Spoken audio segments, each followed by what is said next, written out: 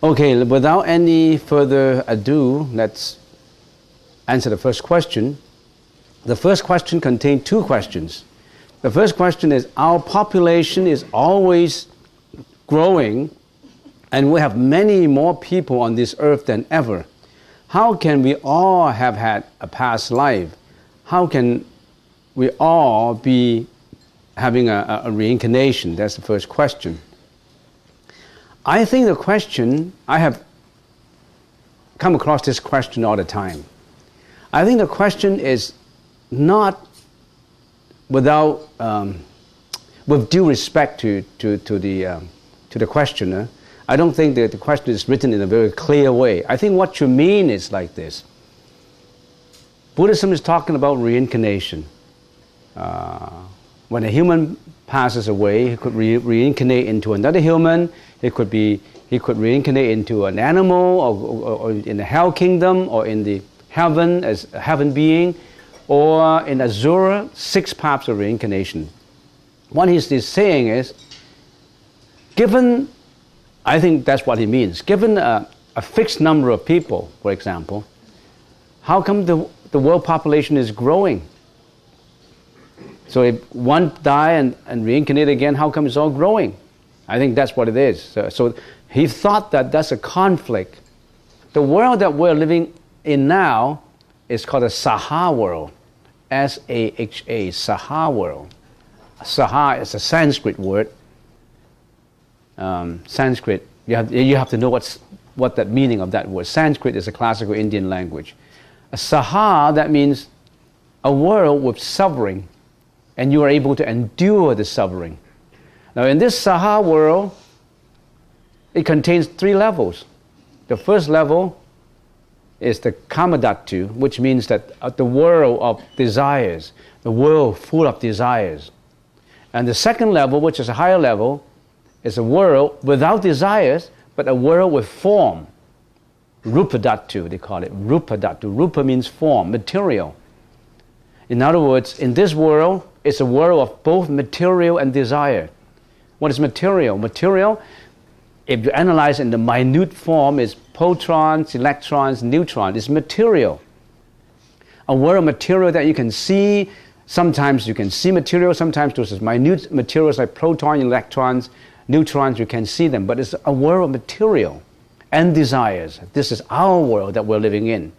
To go a higher advanced level without desire, but material still exists, we call it rupa. Rupa means form. Rupadhatu means still it's a world, but world with material. You go a higher level, a further higher level is arupadhatu. What is arupa? R-U-P-A is rupa, means form. When you put an A in it, a Sanskrit means without form. In that very higher level of existence, there's not even form left, only consciousness. But if we go down, we can further analyze. Our world has 3 things: form, desires, and what? Consciousness. Form, desires, and consciousness. You see, answering this question, I can go for 2 hours. So I don't know what I'm going to do. So usually I have too much information to feed out, but I'm going to minimize it. I think this is an important question. You have to know your location. We, living as a human being, you should know where you are. How come you were born in here? Where are you going from here? Where did I come from? How come I got born in here? And what is this world? Now let's go back to the basic. What is this world? This is a world with 3 characteristics. First one is form or material. You know that, material. Second is desire. What kind of desires we have? We have desires for wealth, for reputation. We have sexual desire. We have desire to eat. We have desire to sleep. We have all kinds of desires. This is a desires-dominated world. Because of these desires, we're not free. We're not liberated from the bondage of mental afflictions. Because of these desires, we're attached to them. We seek these desires. We try to satisfy them. And sometimes we got frustrated doing that. Because whatever you try to desire is always insatiable. There's always desire that you can't get. You want your family members to live forever. You want yourself to live forever. You can't. The suffering of departure from beloved ones. Of desires for insatiable desires that you can fulfill. So we're not free. We are being bonded in our mental afflictions. We're not liberated.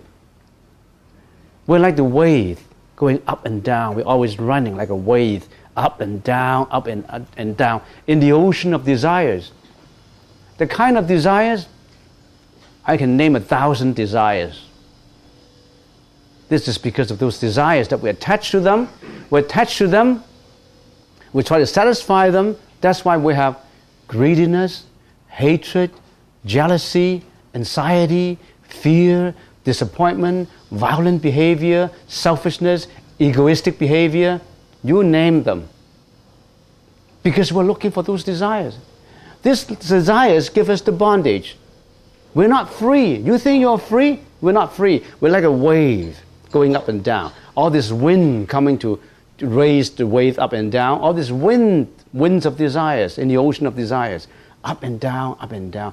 We always want to seek protection. We're not secure. We want to find protection. How do we find protection? We are a wave and we want to find refuge. We want to find refuge. We want to find refuge under the water. We want to go back to water. We thought we are a wave. We want to go back to the peacefulness, to the stillness of the water. But do you know that even though you're a wave, you are water? You don't have to look. Just go home to yourself. Go home to yourself. You are water. You don't have to seek refuge under water because you are water. You're just attached to these desires. And what is this water? That is your nature. The nature of purity. The nature of stillness. Why are you meditating? Running around meditating? You think meditating is to get the blessings from Buddha? Meditating is to go home to yourself. You're free. You're not a wave anymore. You are tired of running like a wave. We've been running for ages. We want to seek wealth, reputation, money. We want to have the best car, the best mansion. Nothing but satisfaction of desires. But in the process of doing it, we harm other people. We harm ourselves. We create karma. Because of create karma, we carry this karmic energy life after life after life after life. We're like a wave, a non-stopping wave, seeking for refuge under water, protection under water. We are water and we don't know about it. The Buddha said, just go home to the water. Go home to your stillness. That's why you're meditating. When you're meditating, the breath in and breath out, breathing in, breathing out. First of all, you go home to your own body first. In and out, in and out. Slowly, you go home like a wave go home to the water. But breathe in and breathe out is the weapon, is the technique that the Buddha told us. Because the Buddha knows you've been running like a wave. There must be technique for you to come home. How do you come home? What's the closest to you? Your own breath. Come home to your breath first. Like the wave coming home to the water.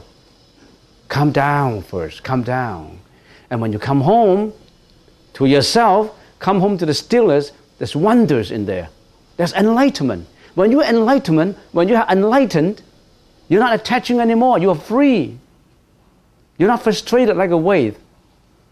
You are tired of running like that for ages. You are tired in this life running like that. Do you want to sit still? Do you want to keep on running? We don't want to. We want to learn the Buddha's teaching by coming home to ourselves first, anapanasati. So, I'm talking about the world and not of the breath. So let's go back to the world. We're talking about population. Now, this is the world of desires. The world, desires we know, but how about material and consciousness? What is this material and consciousness? Let's start from your own body, from yourself. We're talking about self. What is the material in me? My skeleton, my skin, my flesh, my blood, my heart, my kidney, my spleen. Everything about me is nothing but what? Material. Nothing but protons and electrons and neutrons. And those things are not you. You have mistakenly recognized those material as you, and you've been protecting it. You've been trying to find refuge under the materials that are not you. That is the fictitious, unreal you, and you don't know about it. It's just like the wave. I'm a wave. I'm not water. I'm a wave. And you're looking. You're always running and looking. You are always attaching to your body. That's material. And how about consciousness? What we've got is the body and mind, right? The body is material, but the mind is consciousness, though. What attaches to desires is the consciousness. When your consciousness is polluted, what comes out? A bondage comes out. Jealousy, hatred, anger, violence, ignorance, fighting, killing, stealing, sexual misconduct, you name them. All these things comes from the consciousness. Come home to yourself. Come home to the purity of the consciousness, the Buddha said. Come home. Have you ever come home? Or you don't want to have this home run. You always want to be running. We're frustrating ourselves. So this is the world that we're living in. Forever going like a loop. And now there's another world which is higher than us. And that's the world without desires. That world only have material. When they have practiced and cultivated themselves, their purity has grown to a certain level. When they die in this life, they don't reincarnate into this world of desires again. They go a higher level up, which we call heaven. Some religions call it heaven. Those heavens, the 28 heavens, the heavens without desires. In this world, we have husband and wife, male and female, because of this sexual desire. But in there, no more of these things exist. No such relationship. You think that sexual behavior is good, is joy? Only the lower kind of species of existence enjoy a body contact of sexual misconduct. When you go to a higher level, you don't need it anymore. That's the things that pull you down. That's the bondage that always make you running further and further away from home. That's why we shave our head. We become ordained. That's why we become a monk and nun, because we want to lead a celibate life. A celibate life is the first step in body purity, in consciousness purity. Can you come home to that? If you can't even do that, how can you live this world of desires? So in that world of heavens, there's no more desires. And then when you go a further level up, even form does not exist, because you don't attach to form anymore. When there's form, there's illusion. When there's illusion, there is still desire for the form. It's only consciousness left. And that consciousness is getting purer and purer until you reach complete enlightenment, which we call nirvana, or sambuddhi. Now that's the world we live in. There's only one of the many worlds. There are also other worlds. So when you're reincarnating and reincarnating, this is 12:30. I still have 5 minutes to go. When I'm interested in talking, you can't stop me. So this is like the wave going again and again, going again and again. Anyway, I got 5 minutes to clear this up. 12 questions, no, just the first question took me half an hour. And it's just the first half of the first question. So, what am I talking about all this? You think Buddhism is just about worshipping? Blind faith? I believe in the Buddha. The Buddha gives me blessings. I bring in this incense. I bring in this fruits. I kneel down. I prostrate. I blindly believe in the Buddha. And that is it. You have absolutely have mistaken the Buddha's teaching. The Buddha's teaching is not that. That's just a ceremony. The Buddha's teaching is get into your consciousness, know yourself, analyze your mind. That is the highest form of psychology, the ultimate form of philosophy. There's metaphysics. But how many people pursue that? How many people come home to the actual absolute reality of oneself? They're always looking and seeking, like a wave going up and down, seeking for security. And the wave does not know that he himself is water. He just has to come home to it.